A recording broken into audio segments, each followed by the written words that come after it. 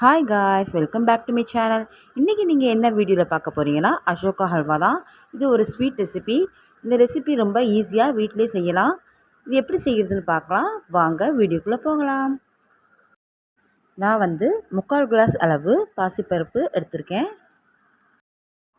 இந்த பாசிப்பருப்பை ஒரு பாத்திரத்தில் போட்டு நல்லா வாஷ் பண்ணி எடுத்து வச்சுட்டு கடாயில் போட்டு லைட்டாக பொன்னிறமாக வறுத்து எடுத்துக்கலாம். அதுக்கப்புறம் குக்கர்லேயோ இல்லை கடாயிலையோ 2.5 கிளாஸ் அளவு தண்ணி ஊற்றி நல்லா மை மாதிரி வேக வச்சு எடுத்து வச்சுக்கலாம். நான் கடாயில் தான் போட்டு நல்லா வேக வச்சு எடுத்து வச்சுருக்கேன். பாருங்கள், கொஞ்சம் நல்லா வெந்து வந்திருக்கு. அடுப்பை லோ ஃப்ளேம்லேயே வச்சு நல்லா வேக வச்சு எடுத்து வச்சுருக்கேன். பாருங்கள், இந்த மாதிரி வெந்திருக்கு. இப்போ இதை வேற ஒரு பாத்திரத்தில் மாற்றிக்கலாம். மாவு பாருங்கள் நல்லா நைஸாக வெந்து வந்திருக்கு. இப்போ இதை சாலிடாக இருந்துச்சுன்னா, கொஞ்சம் டைட்டாக இருந்துச்சுன்னா கொஞ்சம் லைட்டாக ஹாட் வாட்டர் சேர்த்து கொஞ்சம் பேட்டர் மாதிரி பதத்துக்கு எடுத்து வச்சுக்கலாம்.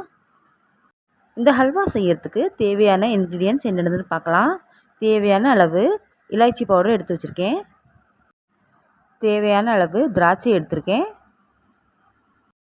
இதுக்கு தேவையான அளவு முந்திரி எடுத்திருக்கேன். இதுக்கு 3/4 கிளாஸ் அளவு சுத்தமான நெய் எடுத்திருக்கேன். இனிப்புக்கு எந்த கிளாஸ் அளவு நான் பருப்பு எடுத்துனோ அதே கிளாஸ் அளவு சீனி எடுத்திருக்கேன், ஃபுல் கிளாஸ். நீங்கள் வேணால் கூட சேர்த்துக்கலாம்.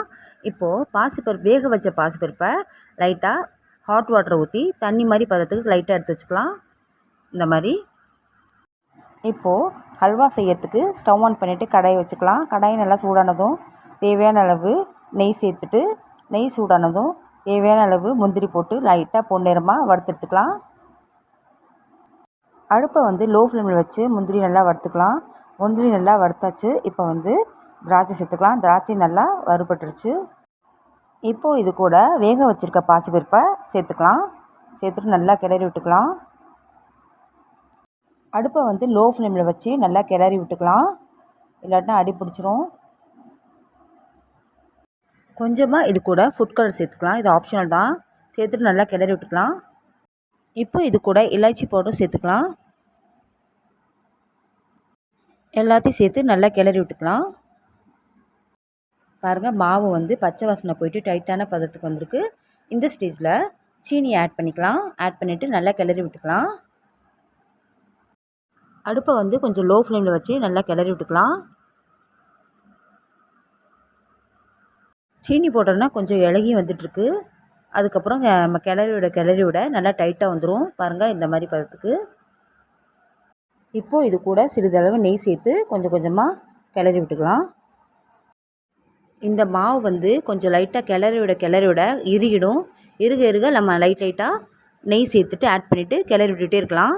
பாருங்கள், இப்போ இந்த மாதிரி ஸ்டேஜுக்கு வந்தாச்சு. இப்போ பாருங்கள், நல்லா எண்ணெய் பிரிஞ்சு வந்திருக்கு. இப்போது கடாயில் ஒட்டாமல் இந்த மாதிரி ஒரு கன்சிஸ்டன்சிக்கு வந்ததுக்கப்புறம் நம்ம ஸ்டவ் ஆஃப் பண்ணிவிட்டு வேற ஒரு பாத்திரத்தில் மாற்றிக்கலாம். பாருங்கள், சுவையான டேஸ்டியான அசோகா ஹல்வா ரெடி ஆயிடுச்சு. நீங்களும் வீட்டில் இந்த மாதிரி மெத்தடில் ட்ரை பண்ணி பார்க்கலாம். 15 மினிட்ஸில் செஞ்சிடலாம். உங்களுக்கு இந்த ரெசிபி பிடிச்சிருந்தா மறக்காமல் லைக், ஷேர், சப்ஸ்கிரைப் பண்ணுங்கள். கூடவே பெல் ஐக்கானை கிளிக் பண்ணிவிடுங்க.